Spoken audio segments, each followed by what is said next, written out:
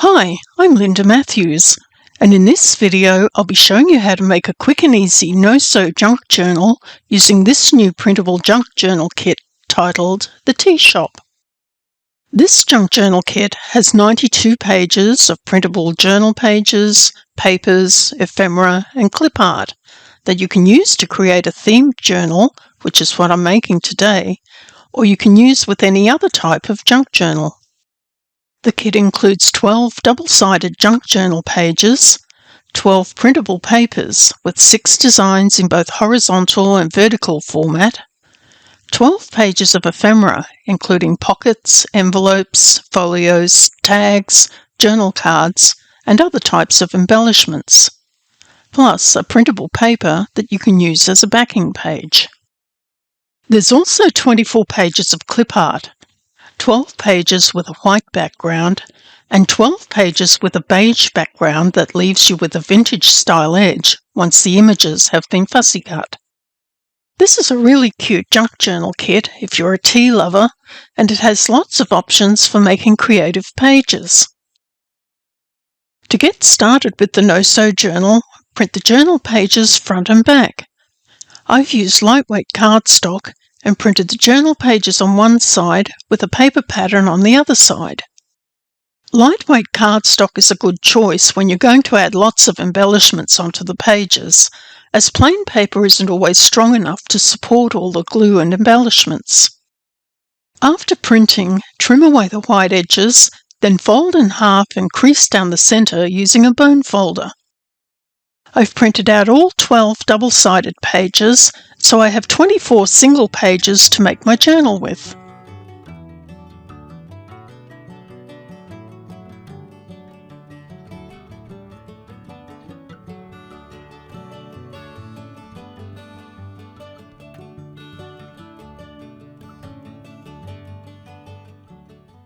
Once the pages are folded, arrange them into signatures. I've used 3 double pages to make one signature, giving me a total of 4 signatures. Stack the signatures and measure across the width to get the measurement for the spine for the cover. I usually like to allow a 1/4 inch per signature, so I'm cutting my spine 1 inch wide. I'm using chipboard to make the cover, but you could also use cereal box cardboard. You'll need to cut 2 pieces of cardboard for the front and back covers, slightly larger in width and height than the journal pages, and a spine section the same height and the width of the measurement across the signatures. I've printed 2 paper patterns onto copy paper to cover the chipboard pieces, and because they're not wide enough, I'm going to join the pieces down the middle using double-sided tape. I'm going to match the pattern as best I can, however you won't notice the join once I've added the ribbon that I'm going to use to keep the signatures in place.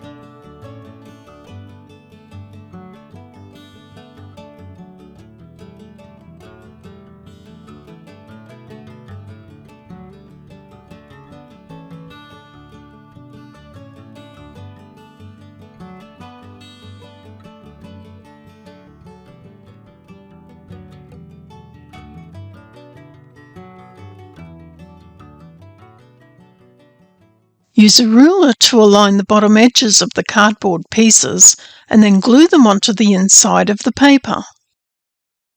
You could use liquid craft glue, however I find it easier to use spray glue. Make sure to leave a small gap between each of the cardboard pieces so that the front and back covers can easily bend. Trim away the excess paper from around the edges. I've left a 1-inch border so that it's easy to fold over to the inside. Then cut away the corner sections on an angle about 1/8 of an inch away from the edge. This will help to make sure that the corners aren't too bulky when you fold them over. Fold the paper borders over the edges of the cardboard and press with the bone folder.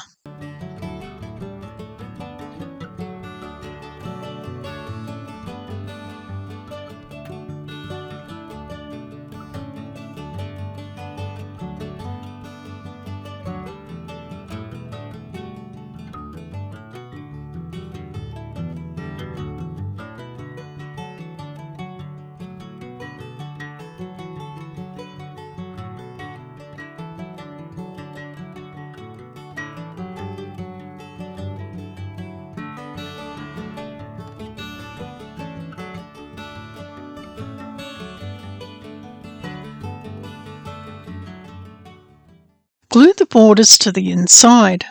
I'm using double-sided tape, but you could also use liquid glue or a glue stick.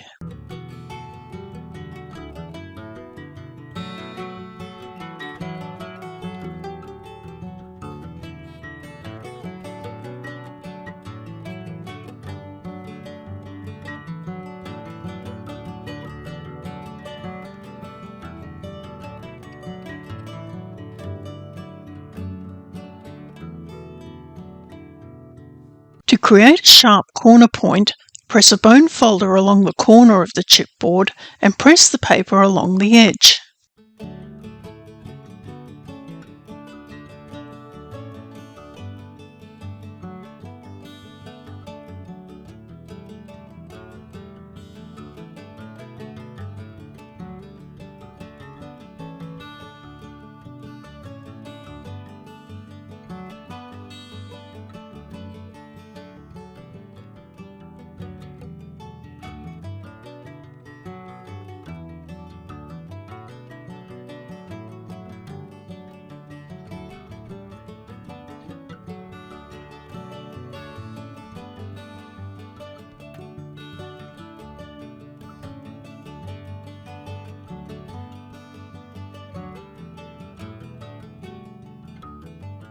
To allow the front and back covers to fold easily, on the inside, use a bone folder to carefully push the paper into the spaces between the cover sections and the spine.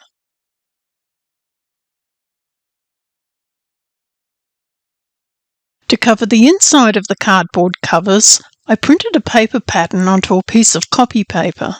However, it's not wide enough to reach across from end to end, so I ended up printing several pieces of paper and cutting them into sections. I cut one narrow piece for the spine section and another 2 pieces for the covers on both sides that overlap slightly onto the spine section. The papers to cover the inside should be slightly smaller than the cardboard pieces.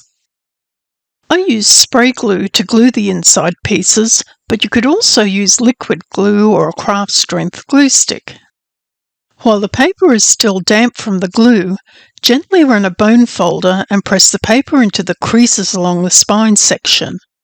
This will help the covers to open and close easily.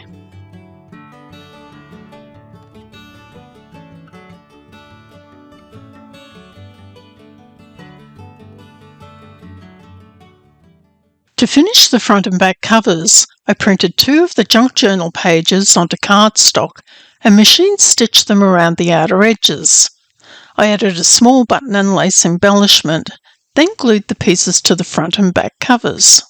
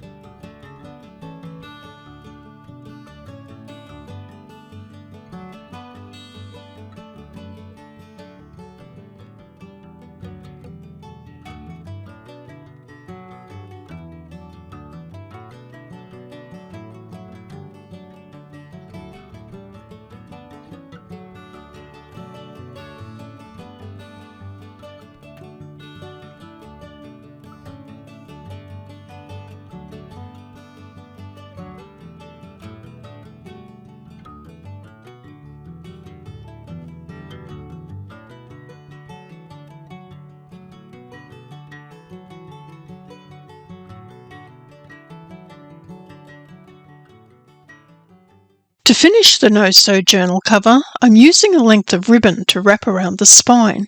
However, you could use any other type of thin cording or lace or even thin elastic. You need to wrap the ribbon around the spine, one wrap for each signature. I'm wrapping the ribbon around 4 times because I'm using 4 signatures. Then tie off in a knot or a bow on the outside.